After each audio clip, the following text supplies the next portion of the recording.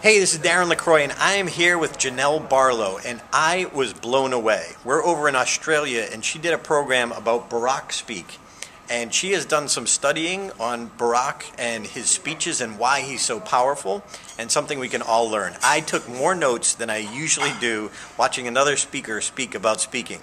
So, Janelle, what can we learn from Barack that we can use in our speeches? It's probably content for an entire day's program to talk about everything that Obama does. It's so powerful.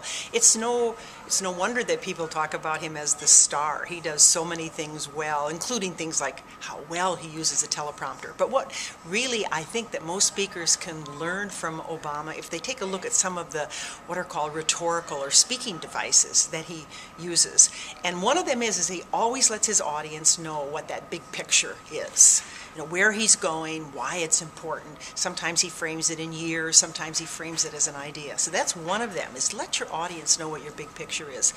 Another one that he uses is he builds bridges between disparate items that don't necessarily seem to be connected. And he's just constantly weaving together these two different ideas. Like you could say rich and poor, management and staff. Those are two different categories, and you're just weaving them together with an and. And a third thing that he does is he uses this technique called anaphora. And anaphora is repetition of key elements of a sentence so that it's easy for the listener to track. So you could actually have a very long paragraph that you're saying, but if you frame it in terms of, and the first thing we did, and then the second thing that we did, and the third thing, that isn't a very elegant use of phrasing, but you get the idea. It's helping the listener know where you are. The next one that he uses a lot of, or I should say he doesn't use it, is he doesn't talk a lot about I or me. He uses inclusive references. He talks about we and us and our. And this is a tough one for people to let go of. If you video or audio tape yourself, just count how many times you say I or me. The audience really isn't all that interested in you. They want to know what this means to us. I'll give you an example. I counted the number of times that Obama said I as compared to what Hillary Clinton said on the same night when he spoke after winning the nomination.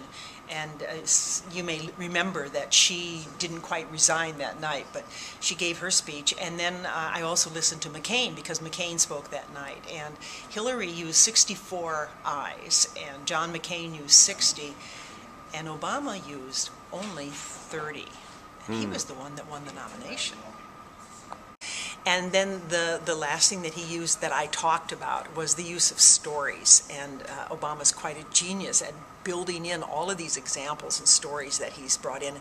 And I know most speakers, they know if you don't tell stories, you've lost your audience. But those are some of the things that he uses. And if you listen to an Obama speech and just start noticing, what is he doing that's working? What is it that makes you want to listen to him? Because the guy has a very, very high degree of listenability. You want to hear what it is that he has to say.